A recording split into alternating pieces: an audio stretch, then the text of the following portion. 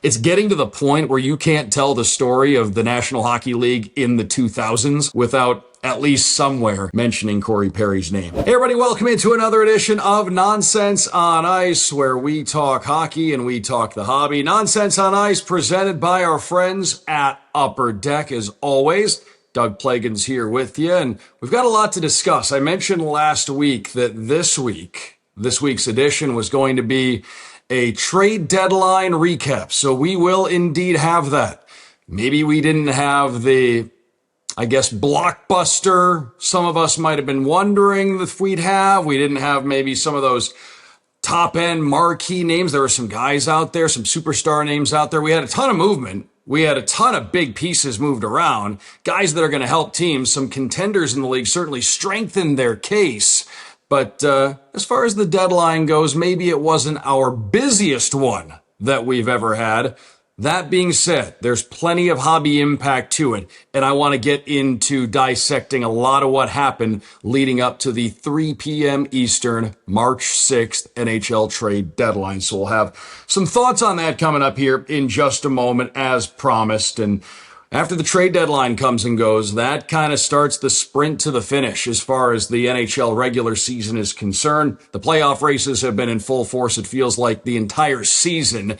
We have so many teams in these races, but we're going to talk about all those trades, how they impact things moving forward, how we think they might give some teams a leg up potentially heading down the stretch. We'll get into all that coming up here shortly. We'll talk about Series 2. Series 2 Upper Deck Flagship. It is out. I was able to get some of it on release day. We'll talk about that here in just a couple of moments. We'll hit on some of the new releases. We'll have our Hobby 3 stars as we always do, and we're also going to have the traded Hobby 3 stars, who are some faces in new places that could help their new teams quite a bit, that still have a lot of runway in the National Hockey League career. A little teaser to the traded Hobby 3 stars. All three names that we have on this week's traded Hobby 3 stars have won the Stanley Cup before. So experience as well with these players who are going from one place to another. As I mentioned, we're going to get into trade by trade, value break spot. We'll have the value vintage pick, and these are out. We are going to get into one of the new blaster boxes of 25-26 SP Hockey. All the big rookies are in there. 8-pack blaster. You get 4 of the blue rookies in each box. I believe you get a numbered insert or a numbered card of some sort in each box as well. There are relics that are tough to pull. There are autographs that are tough to pull. Those are in the big box retailers right now. So you might be able to see those at your local Walmarts, things like that. So get out and take a look at SP Hockey. Again, we'll have this blaster box right here for our YouTube audience, and we'll get to that later on in the program. As we go along, if you like what you hear, if you don't like what you hear, you can comment below. You can subscribe to us if you'd like. Lots of great shows across the entire SCN network, so lots that you can find, lots to satisfy whatever your collecting palette might be. So again, check out all the other shows across the network. But if you like what you hear, if you don't, or if you just want to be nice, like, subscribe, comment, all those things right here. So folks, let's get right into it. Series 2 is out. Before we get into recapping the trade deadline, Series 2 Upper Deck is out. As we thought would be the case, the Matthew Schaefer rookie card is the big driver there. A lot of the big sales, and we'll get to some of the early sales data coming up here shortly. A lot of it is Matthew Schaefer driven. I was able to get some on release day. I'm back at home, was on the road for the week with the Panthers, and we were on Long Island, we were in New Jersey, we were in Columbus, we were in Detroit over the course of the week. So back home, been a busy week, but even with all that going on, happened to be in Columbus the day that Series 2 Upper Deck came out. So there's a great card shop right by Nationwide Arena. If you ever get a chance to go to a Blue Jackets game and you're in the market to rip some packs, if you're feeling some cards that day, you can get over to Midwest Cards. It's right by Nationwide Arena. I don't believe you even have to cross a street to get from Midwest Cards to Nationwide Arena. So it's right there, has a great selection, singles, sealed wax boxes, all that kind of thing. They also have a big wall of old packs. If you're feeling nostalgic, they've got packs from low end to high end going all the way back to the late 70s, early 80s. They even had packs of the 1980 Topps basketball. If they had them in stock, it was on the wall, but they had tons of packs going back years and going back to the late 90s, early 2000s, which was pretty nostalgic for me. A really cool selection. Like I said, a really cool store. You can even get yourself a beverage there if you felt so inclined. Fun for everybody at Midwest Cards. But I was able to find some Series 2 Upper Deck on release day. It was posted to Instagram. I did hit a Young Gun in pack number 1, Adar Sunyev from the Flames. So I got a Young Gun in my first pack. So that was exciting. Got a couple of cool inserts as well. Ripped a few hobby packs. So got in on some Series 2 the data that came out. Was hoping for a Schaefer. Didn't get one. You would have heard all about it, I'm sure, if I had gotten one on release day. But it's Upper Deck Series 2. Same thing that we said with Upper Deck Series 1. It's flagship Upper Deck. You can have fun with it and rip it all hobby year. And the excitement around this one, you could tell with the Matthew Schaefer, it's heightened, to say the least. And I'll get to some thoughts on him here in just a moment. But some big early Upper Deck Series 2 sales. Matthew Schaefer, we had and this is all per card ladder. There was a red Outburst Young Gun, obviously number 451, over $8,900. That one hit $8,931 per card ladder back on the 5th of March, which I believe was the day after release. So you had the red Outburst. That at the time we're recording now, the biggest sale to date of anything out of Upper Deck Series 2. You had a couple of the exclusives out of 100. Over $2,000. One hit $2,300. One was over $2,800. Oddly enough, the one for $2,300 sold before the one that went for $2,800. You had a clear cut Young Gun that was at $19.99, and I don't mean $19.99, $1,999 the day after release. A few complete sets of Young Guns. I thought that was a cool one. If there was a year to buy a complete Young Gun set, if you could find somebody who put one together, and obviously you'd want to check maybe the conditions of the big ones, but it's a deep enough Young Guns checklist. There are enough high ceiling players on this Young Guns checklist that buying an entire Young Gun set wouldn't be the worst idea from this particular Series 2. A couple of those fetched over $500. But mentioning some of the other names, there was a Michael Misa Red Outburst out of 25 that went for $879 on March 5th. A Ben Kindle exclusives went for $988. And in case you are wondering, we've talked about it quite a bit. A Tusky exclusives out of 100, the rookie mascot of the Utah Mammoth, $100 for a Tusky out of 100, the exclusive. So, hey, we said it going in. When Troy LeCastro came on to help us preview the product, we mentioned that if you hit some short print Tusky, there was going to be something in that for you, or that was just going to be a cool card to have in your collection, especially if you're a fan of the Utah Mammoth. And look at that, Tusky making some noise as far as the sales data is concerned. Some of the other releases that are coming out before we get into dissecting the trade deadline, because at the time we're recording this, folks, the trade deadline was March 6th. It is, we're recording this on March 8th. We'll take you behind the curtain. It's Sunday, March 8th that we're recording this. So we've had a little less than 45 hours or 48 hours, something in that neighborhood to, 48 hours would put us at 3 o'clock Eastern. So about 43 to 44 hours to dissect everything that has happened in the wake of the NHL's trade deadline. So we'll get to that coming up. Just a moment. Some other new releases. The New York Rangers Centennial Hobby format will be out on March 18th. We've got World of Sports Volume 2 coming out March 25th. Here's a big one. You know I like Metal Universe, 25-26 Metal Universe, April 1st. No joke on that one. April 1st for Metal Universe. Also, if you like things outside of hockey, Fleer Ultra Superman, April 8th. 2026 Upper Deck Allure Golf, also on April 8th. So, there's a lot of crossover between the hockey and the golf worlds. So there's something to keep an eye on moving forward as well. Some of the new releases there. Card Ladder Index, Hockey Index actually down 0.72% at the time we're recording over the last week. So down a fraction over the last week. However, the last 3 months still up nicely, 7.61%. The Hockey Index on Card Ladder is up in the last 3 months.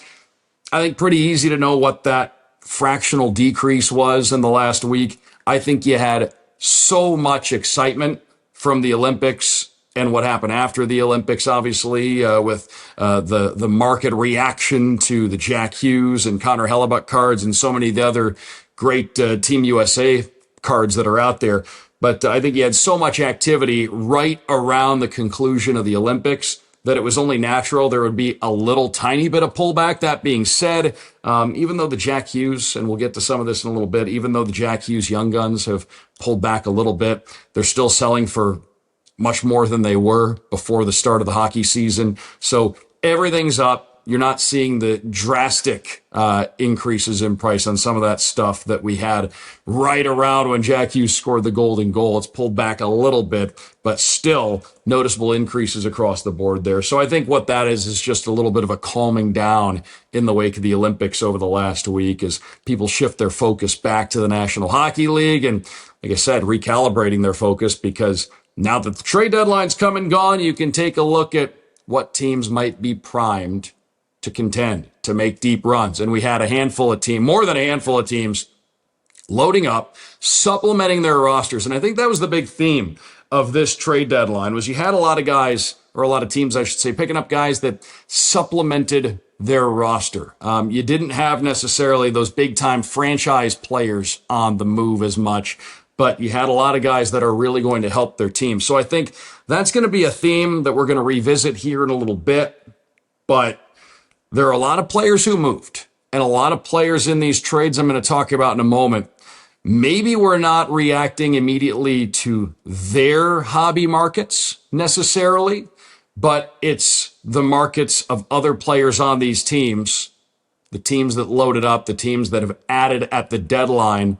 For example, if you already are a Nathan MacKinnon collector, which there are a lot of people out there in that boat, you have to feel even happier with your stance as a Nathan MacKinnon collector now after what Colorado did leading up to the deadline. If you already were big on Tage Thompson and Rasmus Dahlin of the Buffalo Sabres, you have to feel even better about that with what they did at the deadline. And there are a few teams like that, more than a few teams that you should feel pretty good about what they were able to do leading up to the deadline. So let's get into that. First of all, trade deadline, just some overall thoughts. You look at recent years and the team that quote unquote wins the trade deadline doesn't by any means always win the Stanley Cup. There's teams that always make big splashes at the deadline. Sometimes that can equal a Stanley Cup. Sometimes it doesn't. There are 32 teams trying to win this thing, and it is incredibly difficult. But the teams that have been the most aggressive in recent years, and I think you've seen a shift to this, maybe in the last half decade to decade, I think you've seen a shift to this. It's not just most aggressive at a deadline, but I think the teams that have just been most aggressive over long periods of time. Look at the teams that have won Stanley Cups from the time of the pandemic on. You have obviously the Panthers have been very aggressive, and Bill Zito and what he's done with acquiring, for example, going back to Matthew Tkachuk and a lot of the trades. That's the blockbuster, but a lot of the trades that have been made along the way. Julien Brisebois in Tampa Bay, never afraid to make a move. Vegas, whether it's been Kelly McCrimmon, George McPhee, really going throughout the entire history of their franchise. The Vegas Golden Knights have never been afraid to make a move. Colorado, Chris McFarland, Joe Sakic, again, same thing. They're never shying away from an opportunity to improve their rosters. So you look at those four teams, maybe the four most aggressive teams over the last handful of years, and all four of them have Stanley Cups to show for it. So I think we've seen a real shift to that in recent years. And every general manager out there, if there's an opportunity to improve their roster, they are going to explore those options. That being said, like I said, I think aggressiveness in some ways is rewarded these days. You don't just sit back maybe and wait for things to develop. A lot of general managers nowadays more inclined to go out and make those big moves when they need to, and we've seen it pay off for more than just a handful of teams in recent years. So let's get back to some of the trades that were made, and I think we kind of take it back to pre-deadline. This always seems to happen, but the one that kind of got everybody's trade wheels turning was back in December when Quinn Hughes got traded. That was the biggest trade that was made this season. You take everything from the deadline, everything that happened before the Quinn Hughes trade, obviously that was the blockbuster of the 25-26 regular season. But you look at trades that started being made once March came around, and you had Edmonton adding Connor Murphy from Chicago, and Chicago sent off some veteran players leading up to this deadline. The Oilers needed to load up defensively, or at least shore up what they have defensively. Connor Murphy, a good veteran guy. Minnesota, you saw them add a bit as well leading up to the deadline. Michael McCarron, they brought him in from Nashville. He's huge. He's really good in the face-off circle. Minnesota needed to add something down the middle. This does make them stronger at the center position. That being said, we can recap this in a few moments. I'm not sure. Well, I definitely wouldn't take their center group over what Colorado has, for example, and that could be a team they play in the playoffs, and maybe that ends up being what decides a series. But I do like what Minnesota has. They are a contender, no doubt about it, and I do like the Michael McCarron ad. Dallas bringing in Tyler Myers. This was a nice ad for them. So again, I'm not telling you to go out and buy. There are a lot of players who moved who don't necessarily move the needle hobby-wise, but hockey-wise, they do.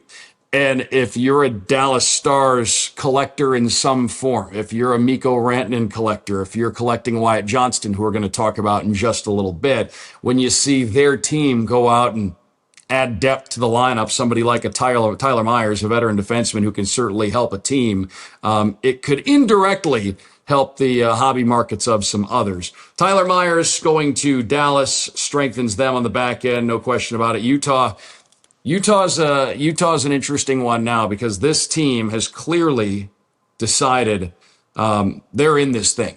They're going to push for a playoff spot, which at the time of this recording, they're reasonably comfortably in a playoff spot right now. But they added Mackenzie Weegar, good veteran defenseman, great leadership guy, can play every situation and has term on his contract. They gave up a lot to get him. 3 second-round picks, a prospect, and an NHL roster player in Oli Mata, who has he's racking up quite a list of teams that he's played for over the course of his career. But Mackenzie Weegar is going to be a part of the Utah Mammoth for a long time to come, and Utah's serious. And like I said, when they start adding players like this long term, it strengthens the team overall, makes your collections of Dylan Guenther cards, Logan Cooley cards that you might have that much more attractive from a hobby perspective. Looking at some of the other moves that were made, Vegas added a couple of forwards, Nick Dowd and Cole Smith. Vegas didn't make the big splash that maybe we're sometimes accustomed to seeing them make. And should take that back. We're not sometimes accustomed to seeing them make the big splash. That's pretty much been their hallmark, their calling card in their existence is making the big splash. This time, though, Vegas leading up to the deadline, just adding a couple of good forward contributors, veteran guys that they hope can help them in a playoff run. They're in an interesting situation, Vegas is, because they could win the Pacific Division. That division's kind of wide open. Vegas, if you add up their losses and their overtime and shootout losses, they've actually lost more games than they've won, but they have a chance to win their division. So just shows you the value of picking up those overtime points to stay in a playoff spot or stay in a position to potentially win a division. Vegas again, going out and adding some forward depth and looking pretty good. But Colorado, they added Nick Waugh, and I wasn't going to get to this one right away because I'm kind of going chronologically leading up to the deadline, but they added Nick Waugh leading up to the deadline and paid a pretty high price to get him. A couple of picks to the Maple Leafs for Nick Waugh, who's going to probably be the third line center there now since he's been added. One of those picks that went to Toronto was a 2027 first rounder, so they paid a pretty hefty price to get Nicholas Waugh, the veteran centerman, but he was a cup champ in Vegas a couple of years back. Colorado, they know that to win a Stanley Cup, you want to be as strong as you possibly can down the middle. They also added Nazem Kadri, and just getting to the overall breakdown of that deal, that was one of the last ones to come in on deadline day. It was, as they say, in the queue and came in after 3 p.m. As long as you get in the queue by 259, 59, I guess, you can make the trade. Nazem Kadri and a fourth round pick also to Colorado for Victor Olofsson, Max Curran, who is a prospect, a first rounder in 2028 and a second in 2027. So a couple of centers added there with Colorado, folks. And hey, it wouldn't be an episode of Nonsense on Ice if we didn't throw a lot of names at you. We talk more hockey and hobby than anywhere, so we're going to throw a lot of names at you when we go down the list here. But Colorado down the middle now. You're looking at Nathan McKinnon, Brock Nelson, Nazem Kadri, Nick Waugh, Jack Drury. You're looking at a loaded group there. And to win a Stanley Cup, that's one of the areas that can put a team over the top, is being as strong down the middle as possible. Doesn't get much stronger down the middle than what Colorado is able to throw at you right now. They are, we viewed them as the best team in the Western Conference and maybe the best team in the league all season. After the deadline, that certainly does not change. So, Colorado loading up and like what they did overall. After they won the Cup in 2022, Nazem Kadri went to Calgary, the big free agent deal, and Colorado just wasn't able to fit him under the cap, and they spent the better part of a couple of years trying to find their next Nazem Kadri, their next second-line center. Eventually, they were able to land Brock Nelson last year, and what do you know? Now everybody circles back, and Nazem Kadri reunited with the Colorado Avalanche. So Colorado, you like what they did, no question about that. And that's not the last of Nazem Kadri that we're going to talk about here on Nonsense on Ice. Detroit was busy. David Perron added up front, second tour of duty with Detroit. David Perron, he's been with a few teams now, a couple of teams on multiple occasions. Second tour with Detroit. He's been with St. Louis 3 times. Would love to see him, before it's all said and done, go back to St. Louis one more time. We'll see if we get that as hockey fans. But they added Dave Perron. They added Justin Falk on the back end as well. Sent along a player, Justin Hall, a prospect, a couple of picks as well to get Justin Falk, who they will have for next year. But the Detroit Red Wings, they're going for it now too, because they are in a playoff spot, hope to be in the playoffs. They do, for the first time since the 15-16 season. Hard to believe, Dylan Larkin's rookie year, he played in the playoffs. It was the Red Wings' last time in the playoffs after that quarter century run of making the playoffs every single year. Some other teams that made some moves. We talked about the Wild a bit already. Bobby Brink and a change of scenery deal went to the Minnesota Wild from Philadelphia in exchange for David Jiricek. This is a curious one. Bobby Brink was a first rounder of Philadelphia late in the last decade. I want to say it was 2019. It might have been 2018. Don't have it right in front of me. But there is some scoring touch there. He helps Minnesota up front. But David Jiricek is the one that's interesting here. And from a hobby perspective, folks, David Jiricek, he was a 6th overall pick just a few years ago. He's now heading to his 3rd organization. Remember, things didn't work out in Columbus, and the Blue Jackets got a big package of picks from Minnesota.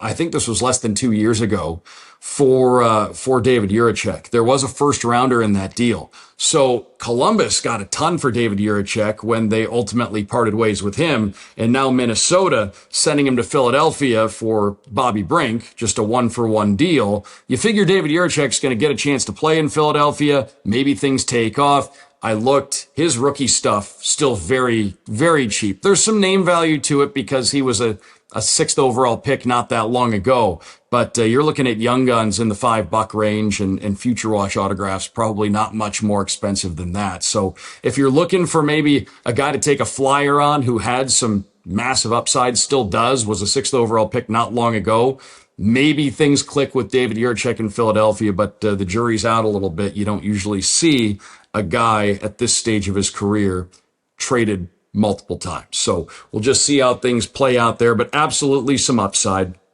Kind of skipping all over the place here, and we're not going to hit every move. There are a lot of them that really don't move the needle much in really any way hobby-wise. We'll get to the big Braden Shen one here shortly, but how about Corey Perry? I said last week that LA, I thought they'd be active. I didn't think they'd be, I thought they'd be a little bit more active in terms of adding than they were, but they traded Corey Perry, the Kings did, for a 2nd round pick back to the Tampa Bay Lightning. Corey Perry goes back to Tampa Bay. He can still play.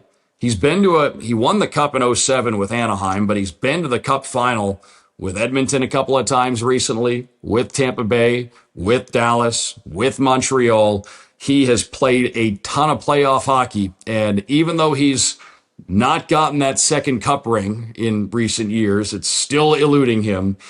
He has shown that he can still produce at playoff time, and he is just one of the guys still left from that great 2003 NHL draft, one of the best drafts of all time. But Corey Perry back to Tampa, the Lightning in a great spot. That is a nice ad for the Tampa Bay Lightning, no question about it, especially the fact that they know him, he knows them. He's played for John Cooper. He lives for the Stanley Cup playoffs, and he's again going to have an opportunity to make a run at a Stanley Cup. The career of Corey Perry just keeps rolling on. That's another interesting one hobby-wise, folks, because when it's all said and done, Corey Perry could be a Hall of Famer. His career stats, his longevity, he has a Stanley Cup. He's played a ton of playoff hockey. He's, depending on what team you root for, I'm sure he's probably gotten under your skin a time or two, just the way that he plays. But Corey Perry can still help a team, and his 05-06 Young Guns rookies are like $15 to $20 raw. So he's a guy that has a chance to be a Hall of Famer, and it's getting to the point where you can't tell the story of the National Hockey League in the 2000s without at least somewhere mentioning Corey Perry's name. So he's played in a lot of places, but he's had success in a lot of places. An interesting name that moved leading up to the trade deadline. Brayden Schenn. We got to talk about the New York Islanders. I saw them play very recently, and this is kind of a skip around edition of Nonsense on Ice because there is a lot to get to. I saw the Islanders play before the deadline. Would have been, at the time we're recording this, 1 week ago. It was a back and forth game. The Islanders wound up winning 5-4 over the Panthers in that one. And Matthew Schaefer scored twice. And because Matthew Schaefer scored twice, you kind of got the true feel of it. One of the goals that Matthew Schaefer scored, I'm pretty sure it hit 5 things on the way into the net. But it's just that, it's been that kind of season for him, that kind of season for the Islanders. He has brought a certain kind of electricity and magic to that team.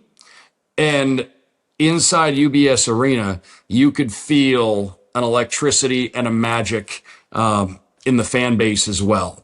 The Islanders fans are incredibly dedicated. And you can, like I said, you don't need to spend much time in that building to feel the excitement right now that they've got with not only the team there and the position they put themselves in, but this 18-year-old phenom defenseman, Matthew Schaefer. 20 goals. I've mentioned it before. I don't know what's the most impressive part of what Matthew Schaefer's doing. Is it that he's got 20 goals, more goals than any 18-year-old defenseman in the history of the National Hockey League? Is it that he's double digit on the plus side of things? I know plus minus doesn't mean what it once did, or maybe isn't viewed the same way that it once was in terms of value. But is it that he's double digit on the plus side? Is it that he's played in every game this season?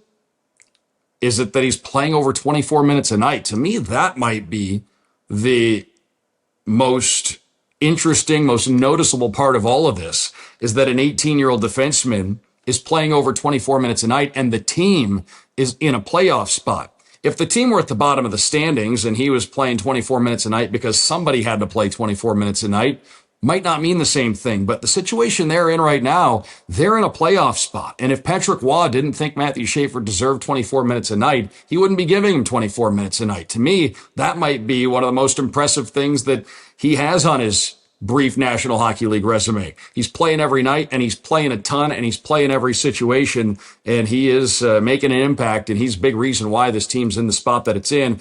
And the Islanders, the new GM there, Matthew Darsh, adding Brayden Schenn to the mix. And the Blues, they didn't trade Binnington, they didn't trade Kyrou, they didn't trade Robert Thomas.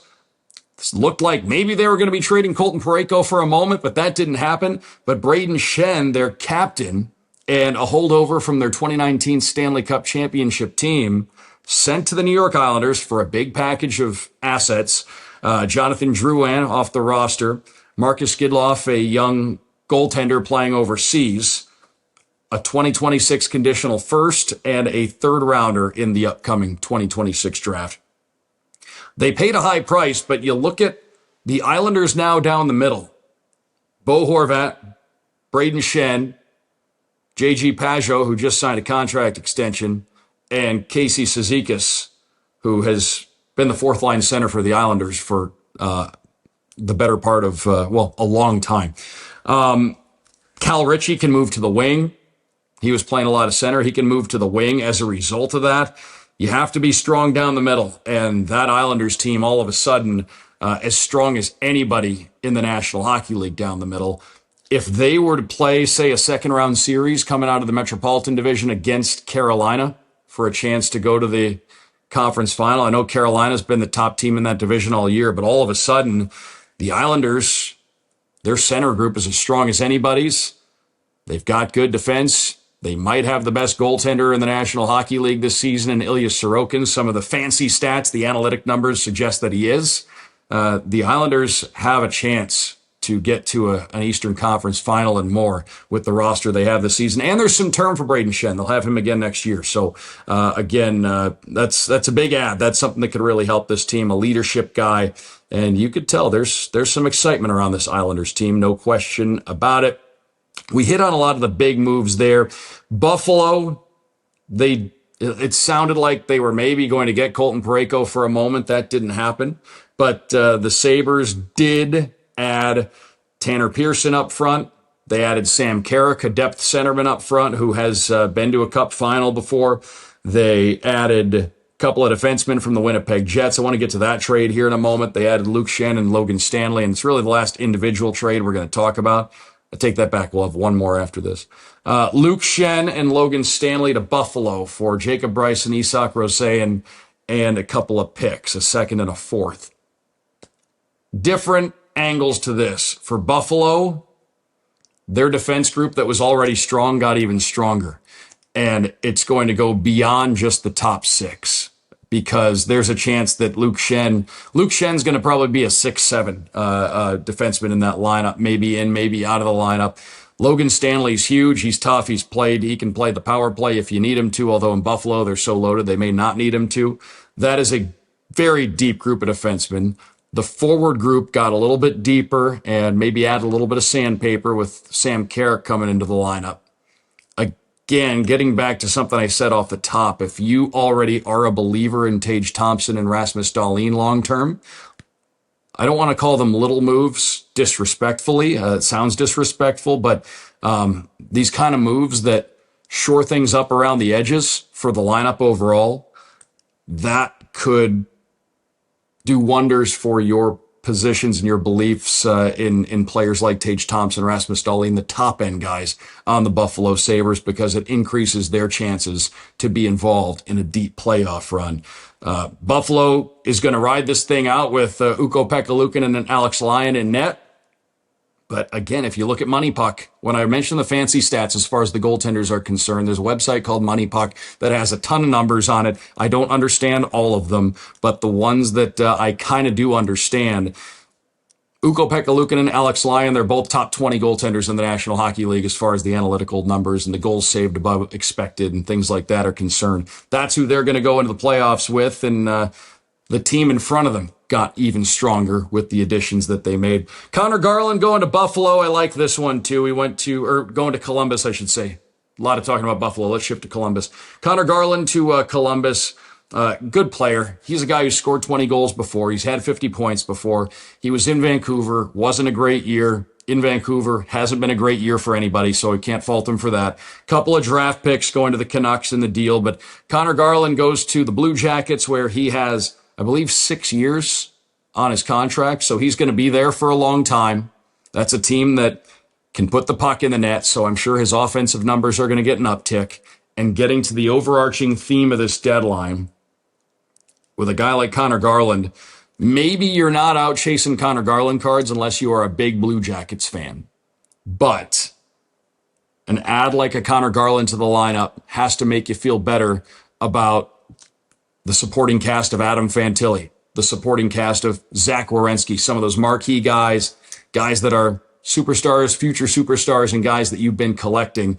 Again, to have a Connor Garland added to the lineup, it's only going to help some of the players that have been in place. So we had, like I said, a lot of movement, a lot of players who are going to help hockey teams heading down the stretch, and a lot of players who could boost the chances of players that you do collect in terms of taking that next step in the Stanley Cup playoffs. We hit on a lot. We got a lot of the names. John Carlson. We didn't even get to John Carlson, maybe the biggest surprise of the trade deadline. So I want to get through the standouts here, and we'll hit John Carlson last because it happened in the middle of the night. That was an interesting one, a name that really wasn't rumored at all. But with the Islanders getting Shen, we mentioned what Buffalo did. Colorado adding the centers down the middle. Columbus adding Connor Garland, but Anaheim adding John Carlson. A good defense group just got even better. We're going to talk about John Carlson in our traded hobby 3-stars shortly. But in the case of most of these deals, they may not affect the hobby markets of players in the trades, but some of the players' hobby markets who are on the teams that made the deals might see some boosts down the road. Just follow along with that. John Carlson, that one happened late. It was sort of unexpected. I think I would speak for a lot of hockey fans. Didn't ever envision John Carlson wearing another uniform, but he's going to. The time of this recording, hasn't played for Anaheim yet, but goes to the Ducks, all situations guy. He's having a nice year for Washington. They got an offer they couldn't refuse, which included a first-round pick. And he goes to Anaheim now, where the Ducks have the interesting combination of veterans that they can pair with their young defensemen. When you've got Radko Gudas and Jacob Trouba and now John Carlson, and then you've also got Jackson Lacombe and Pavel Mintyukov and Olin Zellweger. It's an interesting group of defensemen, and it's cool to be able to have the mentor guy and the guy who's coming up in the NHL. But like I said, overall, a good group of defensemen, just got even better. Joel Quenneville plays an up-tempo brand of hockey there. I wouldn't be surprised if John Carlson does not get the top unit power play minutes right away, but I'm sure he finds his way onto that second unit. And this is something that could benefit the forwards in Anaheim right away, because John Carlson can still make a heck of an outlet pass, and that's a team that already is good offensively, and you throw John Carlson into the mix and they're going to be even more potent in their attack. And plus there's experience there. He's won a Stanley Cup before. And that's going to take us to our traded hobby 3-stars, folks. A little different spin on the hobby 3-stars, but the traded hobby 3-stars, I wanted to get to 3 names, guys whose hobby markets could see some movement, who were moved at the deadline, all 3 of which are past Stanley Cup champions. John Carlson, let's get to him right away. Acquired by the Ducks for a 2026 conditional first and a 2027 third-round pick. His 09-10 Young Guns number 497. We're going all the way back. John Carlson has been in the league for a while, and he's been productive for a long time. And one of the only players moved at this deadline who I think will have a very strong Hall of Fame case when it's all said and done. He's got 46 points in 55 games this season. You'd expect him to get some power play time in Anaheim. 771 points in 1,143 games for Washington. Capitals all-time leader in points, goals, assists by defensemen. Second only to Alex Ovechkin as far as a lot of the all-time stats are concerned for the Washington Capitals. He was a part of their 2018 Stanley Cup championship team. Believe only Alex Ovechkin and Tom Wilson left from that group. But John Carlson moves on. You can pick up his 09-10 Upper Deck Young Guns rookie card, number 497, around $20. In February, there was a BGS 9.5 of that card that sold for $74.88 per card ladder. And like I said, especially if he were to add another Stanley Cup to the mantle, John Carlson, when it's all said and done, is going to have a Hall of Fame case. So he moves on and still has a lot of runway, it feels like, in his National Hockey League career. 36, but still very productive. John Carlson leads off our traded hobby 3-stars. Folks, Nazem Kadri, he was acquired by Colorado.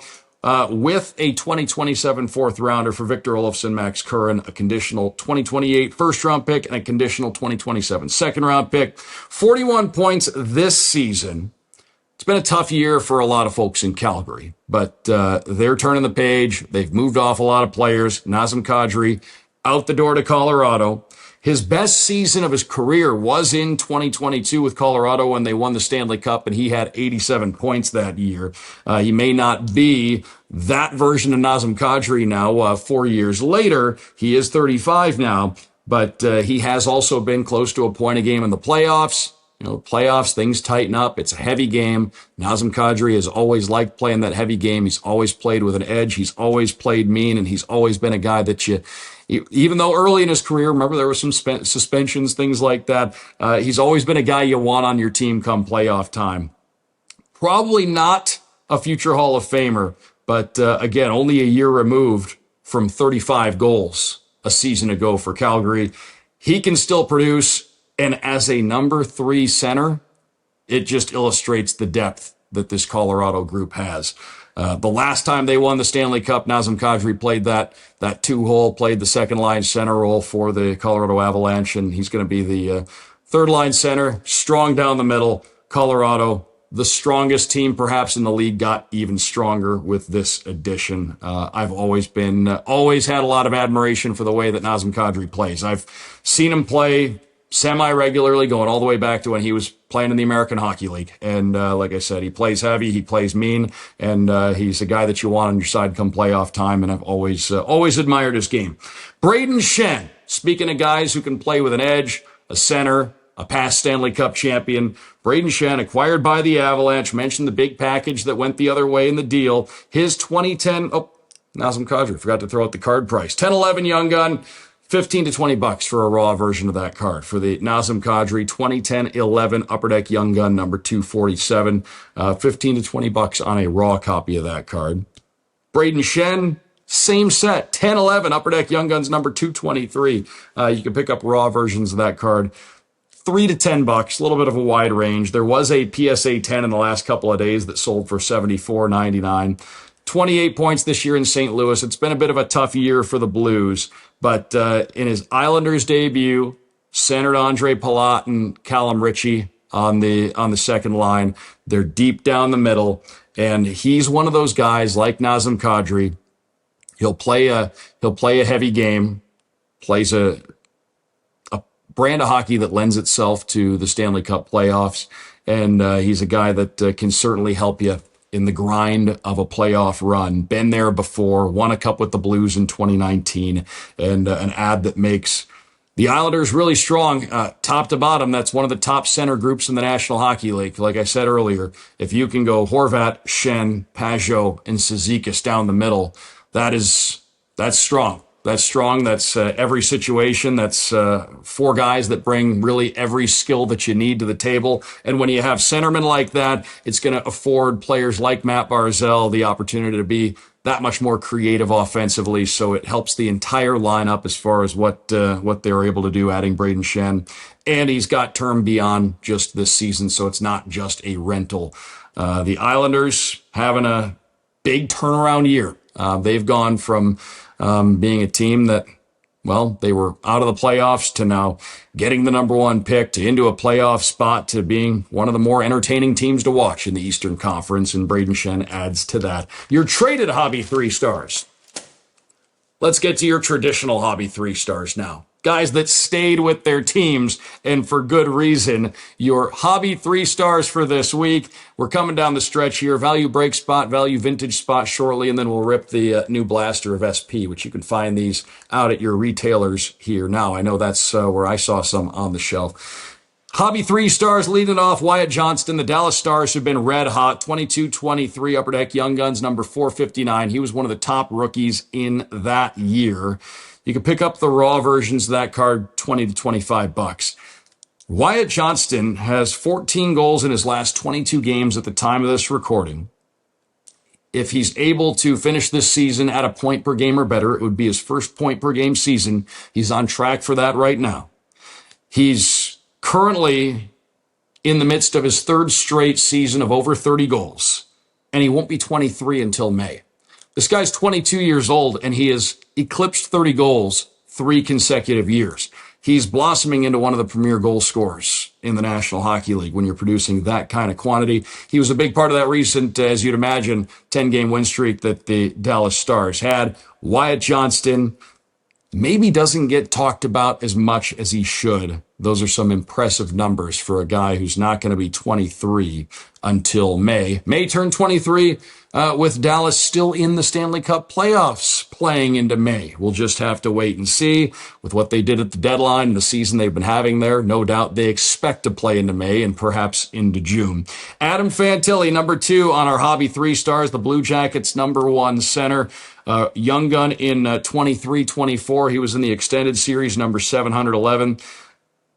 The raw versions of that card you can pick up in the $15 neighborhood. He was a guy that was hyped quite a bit coming in, and he's had good seasons so far in his National Hockey League career. But $15 for that young gun feels a little bit cheap. It's cheaper than Bedard, obviously, cheaper than Leo Carlsson, the 2 guys who were drafted ahead of him in 2023. But you love the overall skill set of Adam Fantilli, and you have to like the direction of the Columbus Blue Jackets and their push for a playoff spot and what they've been able to do this season, especially since the coaching change there. They've been red hot. They're knocking on the door of the playoffs. We'll see if they get there. If they do, it would be great to see Adam Fantilli get that kind of visibility and get that many eyeballs on him. Like I said, PSA 10 Young Guns in the neighborhood of about $100. Point a game in February and March, and a good chance he'll set a new career high in points this season. Going back to that 23-24 hobby year, if you were chasing Connor Bedard cards and you ripped a lot of wax that year, you might want to go back and thumb through all that stuff. Maybe there's some Adam Fantilli cards, maybe some nice ones in your stuff from the 23-24 hobby year. 24-25 rookie, as far as the hobby's concerned. Cutter Gauthier makes a return visit to the Hobby 3 Stars. He was, I believe, on the Hobby 3 Stars in the very first edition of Hobby 3 Stars back in November. 24-25 Upper Deck Young Guns number 212. You can pick up the raws of that, $20 to $25. He is on a goal-scoring tear right now, 9 in his last 8 games at the time of the recording. Anaheim has a chance to win the Pacific. Cutter Gauthier is 22 years old and could make a push to 40 goals this season if he has a hot finish to the year.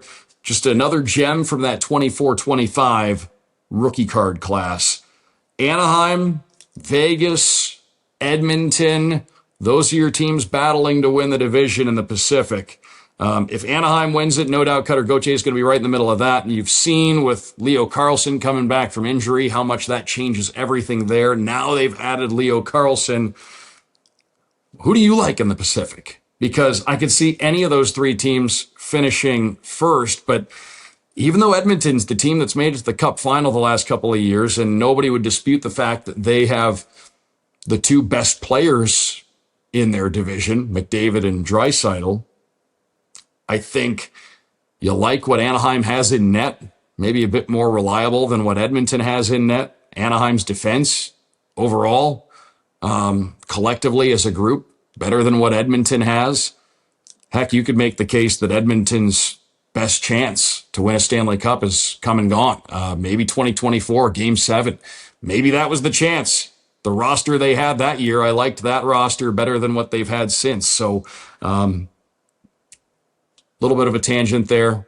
What I'm getting back to, the Pacific Division, Anaheim has a chance to win it, and Cutter Gauthier will be front and center if they do win the division. They have a chance to make a legitimate playoff run, not just win the Pacific Division. You look at what they've added to that lineup and how they've played this season. Folks, a couple of market check-ins before we hit the value break spot and the value vintage pick this week. Jack Hughes talked about it off the top.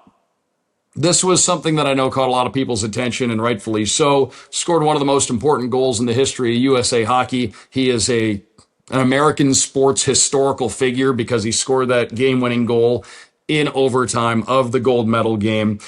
His PSA 10 Young Guns, the sales have kind of come back down a little bit. You had some of those outlier sales of those cards hitting $500 per card ladder right after he scored the goal. Right now, you look at a ton of sales that happened on March 7th. They ranged from a little bit below $200 to about $260. So those have kind of normalized in the low 200s, it feels like, down a bit from the peak when we saw a lot of $300+ sales on those cards. But they've come to a good spot, and they're up from the start of the season. Markets calmed down a little bit in the wake of Jack Hughes scoring the golden goal, but there's still cards that are doing very well that are selling regularly. Macklin Celebrini, PSA 10 Young Guns, still over $1,700. That seems to be the floor on that card. So just a couple of market check-ins here, guys who've at times, whether it be over the course of the year or just in a short burst recently, driven a lot of the hockey hobby and perhaps driven a lot of that card ladder index for hockey and things like that. Just hitting on a couple of the names there. A value break spot, I'm eyeballing in Series 2 if you can get a good deal on it. Nashville, Brady Martin was the 5th overall pick in 2025. He's played a few games in the NHL. He's card number 460. He is a Nashville Predator, so that would be the guy you'd be chasing. But a pretty good deal, it seems, when you look at the price of the Nashville spot in comparison to some of the other ones. Nashville would be a good value spot that I think I'd be looking at. 3 different early sales of the deluxe out of 250 Brady Martin. About $80 to $88 on those, and clear-cut sales, $45 to $50 if you were to hit one of those. But he is a young gun. He's the main young gun for Nashville in Series 2, and I think he's what makes the Nashville spot a decent value if you're looking for a team to grab in a Series 2 break. Folks, we've talked a lot of Islanders today. Hey, they've been a conversation piece in this NHL season for a number of different reasons. And we talked a lot of trade deadline today. So for our value vintage pick this week, I want to get to the name that is often Exhibit A for great trade deadline deals. For decades was viewed as the gold standard of a trade deadline deal. Butch Goring was a part of all 4 Islanders Stanley Cup champions in the early 80s. His 71-72, and his rookie card was from 71-72, which, as far as design goes, might be the coolest looking set in hockey card history. 71-72 O-Pee-Chee, card number 152. Getting back to the topic of the deadline, Butch Goring was traded from the Kings to the Islanders on March 10th, 1980. One of the best deadline moves of all time in the eyes of people across the hockey world. Went on to win 4 cups with the Islanders after he was acquired in 1980. That was the first one. They won 80, 81, 82, 83. 375 goals in his career, and you can pick up raw copies, depending on condition, of that 71-72 O-Pee-Chee rookie card. $5 to $20. Classic design. He's in the Kings jersey on the card. If you're wanting to impress your friends with some trivia, Billy Harris and Dave Lewis were the players that went the other way in the deal in exchange for Butch Goring going to the Islanders. So that is our value vintage pick of the week. And Butch Goring he's been involved on the broadcast side for years and years and years. Just a great historical figure in the sport, and a guy who's revered every year. He's talked about every year in March leading up to the trade deadline, because there are a lot of folks who view that Butch Goring trade as one of the great deadline ads or great in-season trades in the history of the National Hockey League. All right, folks, we're going to rip into some SP hockey. The blasters are out. Target, Walmart, you can find these.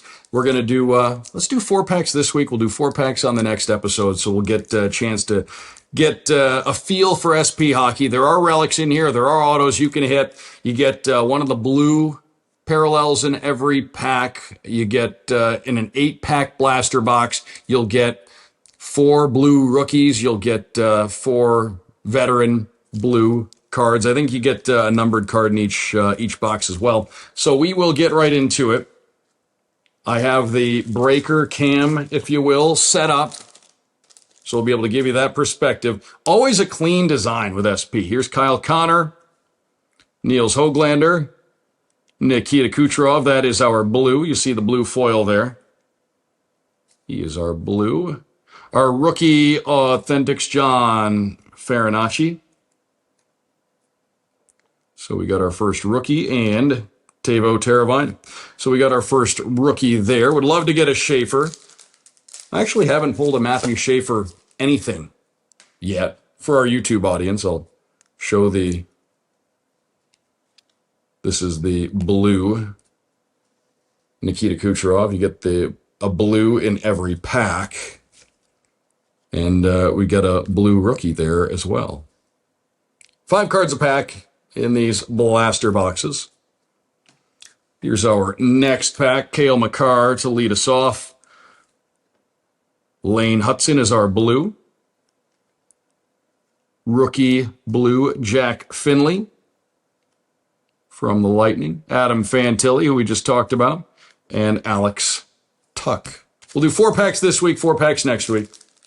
25, 26, Upper Deck, SP Hockey. Nick Suzuki. Bo Horvat. Blue Zach Werenski. Blue rookie Jacob Melanson from Seattle. And Tomas Hertl. We haven't really hit one of the big name rookies yet. Maybe the box is just going to make us wait till next week. Lucas Raymond, Dylan Guenther, blue. Noah Ostlund, rookie, blue, from Buffalo. I've pulled a lot of him, but he's playing regularly on a Sabres team that's making some noise. Will Smith and Tyler Bertuzzi. So really nice cards, really clean design. We're getting rookies in every pack. You're getting a blue in every pack. Get a look at the Dylan Guenther right there. Show it to our, we'll show it to our YouTube audience as well. Here's, for example, the Dylan Guenther blue. Noah Ostlund, rookie Authentics blue right there. And always like what Upper Deck does with the, they show you the name of the pair. It just says blue. I can see that it's blue, but it tells you right on the back it's blue. So they're very clear about that and what kind of card it is that we're looking for or that we have. And I always like the just really clear design of SP. So the boxes look like this. You can find it in a retailer near you, right here. Your Walmarts, your Targets. That's where you'll be able to find the SP Blasters. All the big rookies are in there. We didn't pull one this week. We didn't get a Matthew Schaefer, for example, this week. But they're in the set. They're out there for you to chase. And hopefully you pull some or enjoy pursuing those big cards. Folks, this has been Nonsense on Ice, as always, presented by our friends at Upper Deck. Big thanks to all of you for tuning in. Like, subscribe, comment. At Doug Plagens on the Twitter X platform, at Doug Plagens on Instagram. Always great to hear from all of you. And big thanks to all of you for tuning in once again. Thanks to our producer, Rebecca, on the other side. And once again, we look forward to having you back again next week. Nonsense on Ice is presented by our friends at Upper Deck. I'm Doug Plagens. We'll talk to you next time.